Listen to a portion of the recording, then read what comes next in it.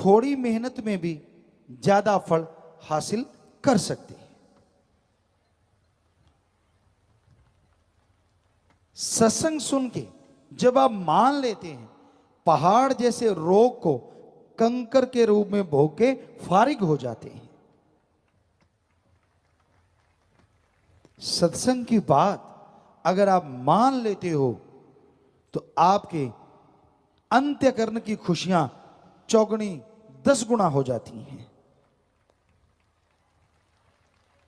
आपके अंदर आत्मिक शांति का संचार होता है, आपकी भावना शुद्ध हो जाती है, आत्मिक शक्ति बढ़ जाती है। किसी की बात कहने का, सुनने का असर नहीं होता, अपने पीर फकीर की तरफ ध्यान हो जाता है। कई कहते जी बहुत देर होगी नाम लिए, अब नूरी स्वरूप के दर्शन हुए नहीं, अपनी गलती नहीं मानेंगे, सारा ठीकरा संतों के सिर फोड़ देते हैं। आपको बात सुनाते हैं भीलनी की, कई बार आपने सुनी होगी। कहते हैं जवानी की उम्र में उसे इश्क हो गया, ऐरे गहरे से नहीं, श्री राम विष्णु जी से तड़पती रही। और उसका एक दिनचर्या थी, बहुत खूबसूरत थी, बहुत सुंदर थी। सारा सुबह उठ के जल्दी, जंगल का बड़ा रास्ता था, कुटिया की पगडंडी थी, अपनी कुटिया बना रखी थी, घास फूस की जैसी बन पाई। तो उस रास्ते से लेके कुटिया तक सुबह झाड़ू देती। जंगल वन में बहुत फूल थे, फूल तोड़ के लाती। जरा ध्यान से सुनिए, उस पगडंडी पे फूल बिछा देती और पालथी मार के इंतजार करती कब दर्शन होंगे, कब दीदार होंगे। शाम को उसी तड़प में जंगल से कुछ बीनती, खा पी के सो जाती। फिर सुबह उठती, उन फूलों को अलग कर देती, नए वाले बिछा देती। जवानी से अधेड़ और अधेड़ से बुढ़ापा आ गया। वहां के ऋषि जो भी जाते उसे बावरी कहते। ये तो बावरी है, पगली है। अरे कौन बैठी है? पगली बैठी है।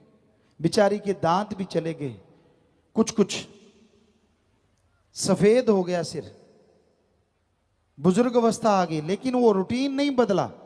रोजाना सुबह फूल बिछाने और बिछा के ये पगडंडी है, सामने बैठ जाना, आएंगे भगवान। ऐसा तो हो नहीं सकता, भीलने की ना सुने, आएंगे जरूर। बैराग में रोती रहती, सुमरन करती रहती। और एक दिन सामने क्या देखती है? कोई जटाधारी, बहुत ही खूबसूरत। और अंदर से पता चला कि मेरा भगवान आ गया, चला आ रहा है। और उस भगवान है, निगाह मारती है, अश्रुधारा आगे से डबल हो जाती है। ओ, ये तो मेरे भगवान है। पांव को छूती है। अहो भाग्य, आजकल के कलयुगी जीवों की तरह उड़ाम्बे नहीं देने शुरू कीते। इन्ना चिर होगा आया नहीं, मर गई मैं था। ये कलयुग है, वो भी कोई टाइम था। आज तो थोड़े दिनों में पूंछ टेढ़ी हो जाती है, बड़ खा जाते हैं बैठे बैठे। तो उसने कोई उलाहना नहीं दिया, कोई ताना नहीं मारा, पांव को चूमती है, आंखों पे लगाती है, हाथों को छाती पे लगाती है, पांव से लिपट जाती है, बैराग में रोती चली जाती है। अंदर घास फूस की एक सेज बनाई है, वहां बिठाती है, पांव धोती है। आपको दुख तो नहीं हुआ? आप मेरे लिए कितने जंगलों में कष्ट सहते हुए इस कच्ची सी झोंपड़ी में आके बैठे हो, कितना रास्ता तय करके आए हो, आपको कोई तकलीफ तो नहीं हुई? तड़पती है, बैराग बढ़ता जाता है। हो मैं कैसी पगली हूं, सारे पगली कहते हैं, मैंने तो आपको कुछ पूछा ही नहीं। पानी देती है, बेर रखे हुए हैं, चुन चुन के रखती है, रोज थोड़े खराब होते बदल देती है और बेरों को खाना शुरू करती है। बेर खाती है, जो मीठा है वो श्री राम जी को देती है और जो दूसरा उसको फेंक देती है।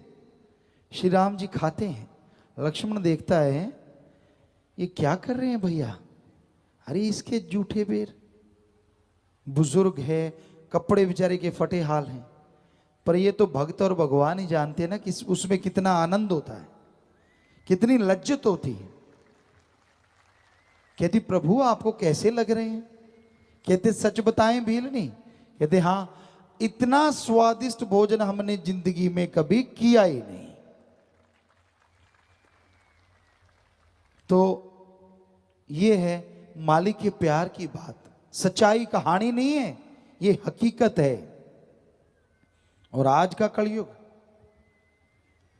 आज भी भीलनी जैसे भक्त हैं जो अल्लाह वाहिगुरु मालिक के